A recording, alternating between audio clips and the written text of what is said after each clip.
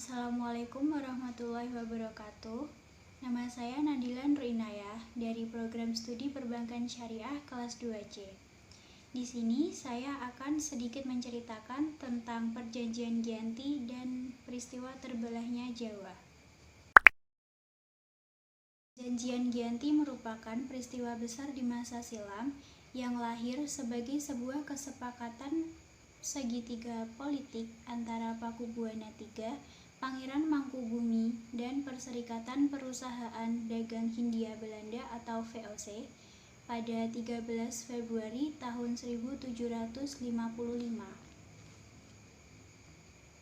Nama Giyanti diambil dari lokasi penandatanganan perjanjian, yakni di Desa Janti yang sekarang dikenal dengan Dukuh Kerten, Jantiharjo, Karanganyar, Jawa Tengah. Perjanjian Giyanti ini dibuat dalam rangka meredam konflik yang terjadi berlarut-larut. Pasca perpindahan Keraton Kartasura ke Surakarta, Mangkubumi yang membantu Pakubuwana II dalam meredakan konflik mendapatkan hadiah berupa sebidang tanah dari Pakubuwana II. Namun hal tersebut menimbulkan kecemburuan oleh salah seorang pangeran yang mengeluhkan ketidakadilan terkait hadiah tersebut kepada Gubernur Jenderal Baron van Imhoff. Kemudian, sang Gubernur Jenderal Baron van Imhoff lantas mengeluarkan keputusan yang membuat tanah tersebut tidak jadi dimiliki oleh Mangkubumi. Perlawanan tersebut membuat Nicholas Harting sebagai Gubernur VOC untuk Jawa Utara mengambil sikap. Kemudian Nicholas Harting melakukan perundingan dengan Mangkubumi. Setelah berkali-kali melakukan perundingan, Nicholas Harting dan Pangeran Mangkubumi bersepakat dengan keinginan Pangeran Mangkubumi yang hendak menjadi penguasa di tanah Jawa. Pada 23 September 1754, nota kesepakatan antara VOC dengan Mangkubumi tersampaikan kepada Pakubuwana III,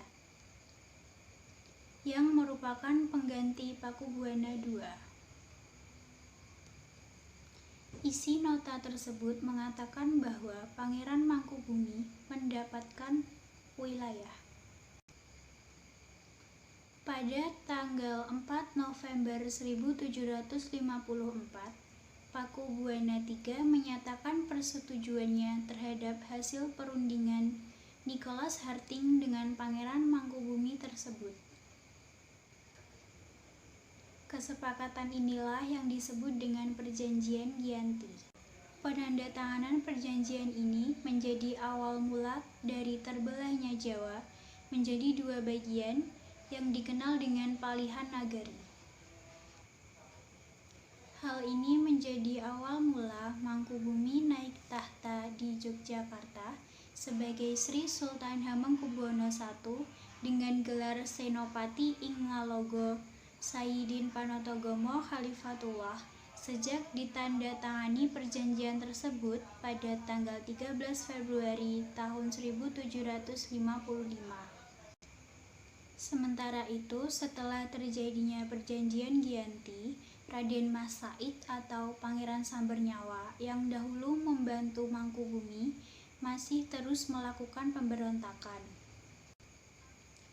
Raden Mas Said yang merupakan Trah Pakubuwana turut menuntut hak sebagai perluasan wilayah. Dalam gerakannya pada Oktober 1755, Raden Mas Said berhasil mengalahkan VOC. Kemudian, pada Februari 1756, dia juga hampir membakar keraton yang baru didirikan di Yogyakarta. Setelah perang yang berlangsung bertahun-tahun, VOC kemudian mengakhirinya dengan penandatanganan Perjanjian Salatiga pada tahun 1757. Dengan perjanjian ini membuat tanah Jawa kembali terbagi. Pada Perjanjian Salatiga ini disebut bahwa Raden Mas Said mendapat sebagian wilayah dari Kasunanan Surakarta. Dengan wilayah kekuasaan yang dikenal sebagai Kadipaten Mangkunegaran, Pangeran Sambernyawa pun mendapat tahta dengan gelar Kanjeng Gusti Pangeran Adipati Arya Mangkunegara Lelono Jayamisesa Senopati ing Alaga Satriya Raga Mataram ing Nagari Surakarta Adiningrat. Kemudian pada 1813 di masa Gubernur Jenderal Thomas Stamford Raffles dari Kerajaan Inggris, Kesultanan Yogyakarta juga terbelah dengan lahirnya Paku Alaman. Dengan demikian, tanah Jawa memiliki 4 wilayah pemerintahan. Di masa Republik Indonesia, Kasunanan Surakarta dan Kadipaten Mangkunegaran menjadi situs cagar budaya. Sementara wilayah Yogyakarta yang di dalamnya juga terdapat Paku Alaman menjadi daerah istimewa. Sekian dari saya. Wassalamualaikum warahmatullahi wabarakatuh.